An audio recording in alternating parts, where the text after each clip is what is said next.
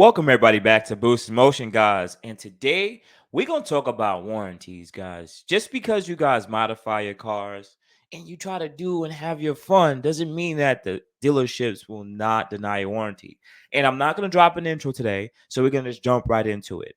So let's do a quick screen share. And this is actually from a Facebook person that owns. I know it's not an Infinity, guys. I understand, but they own a 2022 GR86. Now, this car is super dope, but he had a big issue with his car recently, right? Oh, let me stop being impolite. Guys, if you are part of the Boost in Motion channel, guys, please hit the like button, subscribe button with the bell notification. Also, I just really appreciate it, guys. Just once again, just hit the like button, man. Thank you guys, and I appreciate it. So I just want to show you guys some pictures here, right? Pretty much, this guy blew his motor, right? He took his car to a event. He took his car to a 2022 a Toyota racing event, pretty much, right? Long story short, he recorded the video, and then right after that, let's read what happened, right? Mind you, this is a brand new car. As several people reached out to me about this, so I will try my best to summarize. I have a 2022 GR86 that I purchased in January to be daily driver and occasional autocrosser. I have 13,000 miles on it and have changed the oil twice at 5K and at 10K using Motto fluids in engine, transmission, and differential. One of the main selling points of this car was Toyota's advertises providing a free NASA track day and 12-month NASA membership with purchase of a vehicle. So that's why you see that he went to a track. It is already included in the purchase. Though I have not taken advantage of this either yet, based on that, one could assume they will support motorsports to some degree. Cool. That's the first mistake. Assuming is the wrong thing. On July 10th, I suffered an engine failure due to oil starvation. Teardown found it was a cylinder 4 rod bearing that failed. There was a gray sealant on in the oil pump, which is well known and warrantable defect occurred since 2013. So what he's basically giving preface to it is that based on this motor, that from the history of this motor, that this can be a fault warrantable effect because of this sealant would actually clog up the, I would assume, either oil pump or the filler neck or the filter, and that will reduce the amount of oil pressure. And once you lose oil pressure, your motor will go. The oil isn't getting to all parts of the motor, especially if you're autocrossing where the oil slushes left, right, back, and forth. It can happen, especially at higher revs. Cool. A field technician was assigned to the case, but rather than inspecting the car in person as it typically done, they did not inspect the motor. Instead, either he or someone at the dealer looked me up on social media. They showed me a photo of me taking a local test and tune event, untimed, non-competition in late March. I was testing different setups and playing around with the tire pressures. This was only time the car was driven in a way the photos show. They also showed me an onboard video of me driving someone else's white GL. Mine is black. So this is another thing. If you have a social media presence, and I know my boy can attest to this from years ago, if you have a social media presence, do not put your IG on your car. Don't put that social media stuff on the car. And especially if they know your name, don't put your information and have this stuff out there because you guys put up your direct name on your IG. And I mean, I get Facebook, but keep some of this stuff private. But once again, we keep forgetting that social media incriminates us, especially for the guys who do a lot of bad things, if you know what I mean. This proof, along with the FTS remark that the issue is common when drifting, he is a local drifter well known in the community, prompted him to deny the warranty claim and the service manager to agree with the decision. I provided an estimate of $11,000 for repair. Well, first thing, let's be honest. I know this is a brand new car, but this is not like a Hellcat motor, AMG motor, or shoot, not even a Q50 motor. This is a four-cylinder non-turbo car. I will not spend $11,000. The car is like $35,000. This is just a third of a price of the brand new car. I inspected the motor and took photos of the oil pickup and the excess sealant, which I showed to the service manager and Toyota corporate. I explained to Toyota corporate that According to the service manager, the FTS had still not been to the dealership to physically inspect the motor, even after the sealing issue was raised. The case manager in Toyota Corporate stated that she has taken it as high as the regional manager of Gulf States and everyone involved standing by the FTS and dealer's decision. You see, doesn't matter. They said you raced your car. We don't care if it failed. If you want to get fixed, you have to pay for it. I spoke with the service manager at the dealership and requested further escalation and consideration for a goodwill claim. He did not entertain nor or any other compromise on the repair, 50-50 parts, labor, etc., and stated that he valued the dealership reputation with the Toyota and did not want to compromise that by approving something the FTS and the Toyota corporate had already determined non-warrantyable. See? The service manager provided me with only two options: either pay 11K to repair or have the car and motor removed from the dealership.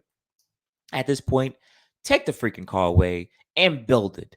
Like, if you already know that unless you're going to go get a lawyer involved, and even if you get the lawyer involved, it's just spending all that money just to spend 11K that you're going to spend on a lawyer anyways is unnecessary. This is a situation where you're going to pay regardless. You either pay the lawyer or you pay the dealership, or you pay it and build it stronger next time. All right. Yesterday, I had the car towed to a local Subaru specialty shop and ordered a low mileage motor pulled. The total cost is expected to be 7K.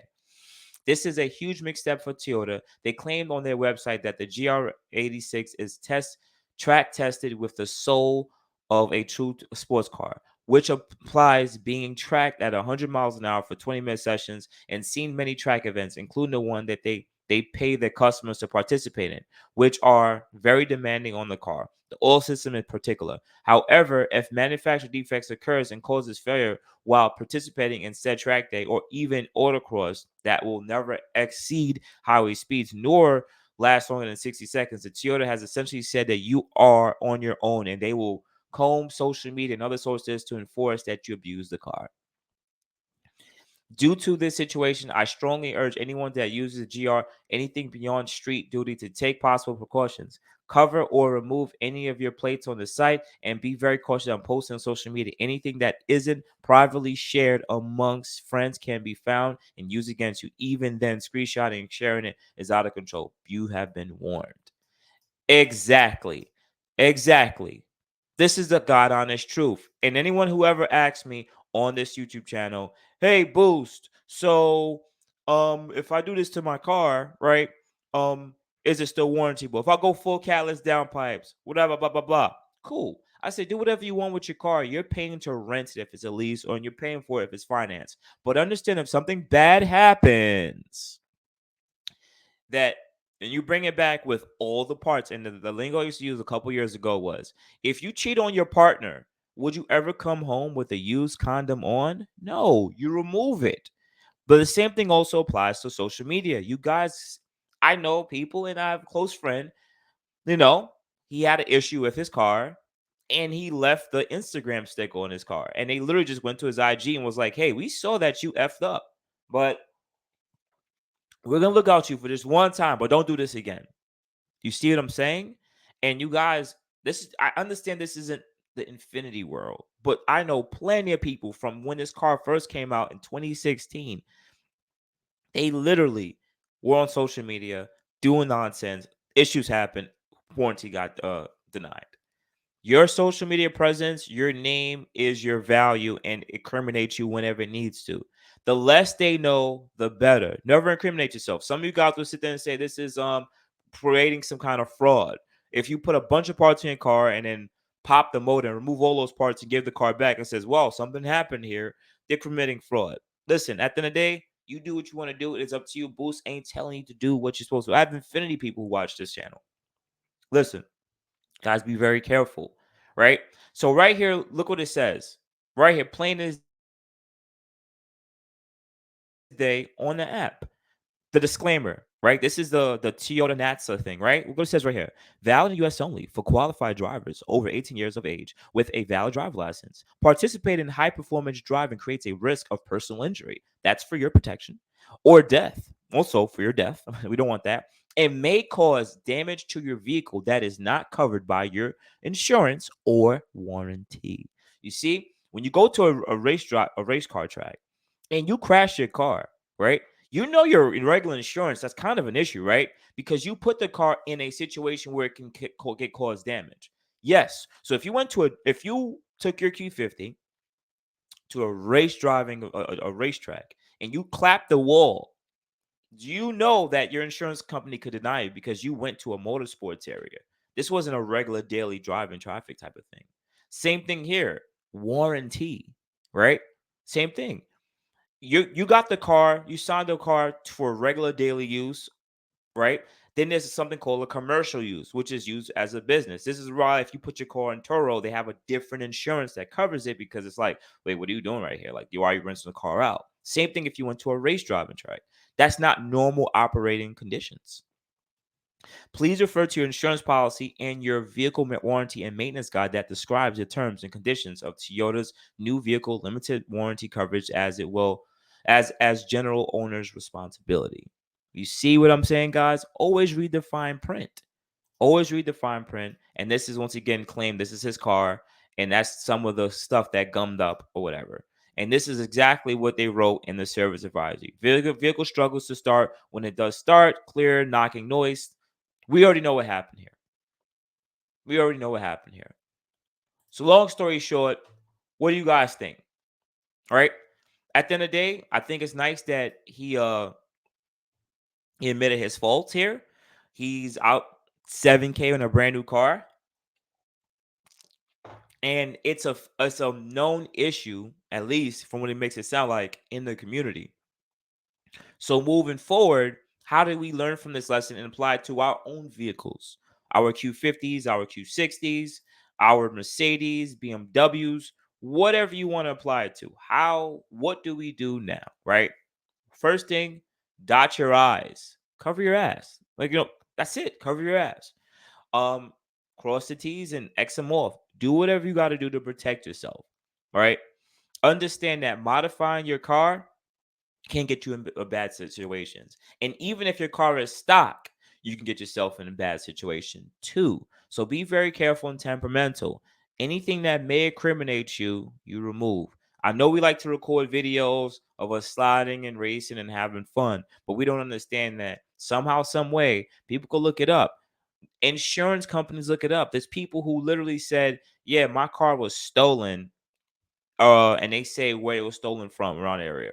Somehow, some way, they look up a video from a corner store that was a block away, and so that you literally parked like you drove by. I mean, the car was parked, and they saw someone just unlock the door and got in the car and drove away. And they're like, that didn't look like the person broke in and just drove away with the car. It looked like someone just said the car is missing. That's it. There's so much fraud that happens every day. And I mean, I'm not saying that you guys should hide your fraud, but be careful what you do. They're trying to find ways to deny you. They're never trying to pay out. I'll even include third-party warranty, right? Because now I can speak on it. So my Infiniti Q60 had, I'll drop it right now, had an issue with the steering rack. It started making a slight knocking noise on my Infiniti Q60, right? The steering was still fine, but I started hearing this knocking noise. Inspected it, found out that the electronic rack needs to be replaced because of the knocking noise. You don't usually fix the issue, you just fix the whole component. So my third-party warranty did not cover that because they said, oh, there's certain levels. The level that you have doesn't cover that. Didn't make any sense. It will cover the components of it, but it doesn't cover the whole rack change. I would have to go to a higher warranty. Well, of course, I got rid of the car. So unfortunately, that's the next person's issue. But nonetheless, even when I looked into it, it literally said steering rack and linkages, but because some verbiage, they told me no. It is what it is. I didn't feel like going back and forth with it. I didn't pay much for the warranty anyway. I use it for other things. So nonetheless, I got the money back on it regardless. So outside of that, guys, you have a good morning, good afternoon, good night. I appreciate it. Thank you for always banging with your boy Boost. I hope you guys learned from this video on how to modify a car, or pretty much just be careful with this because you can get screwed. So hit me up at Boost Motion on IG, Facebook, and Boost Motion on gmail.com. Otherwise than that, guys, I appreciate it. You guys have a good day. Thank you everybody for watching. Do appreciate you guys. Love you guys very much. You can also check out the 2 links I posted for some of my other videos. Also on top of that, if you want to purchase some Boost in Motion merch, definitely check the link that I posted also. And finally, if you've been watching all my videos and you enjoy them, please hit the link to subscribe to my YouTube channel.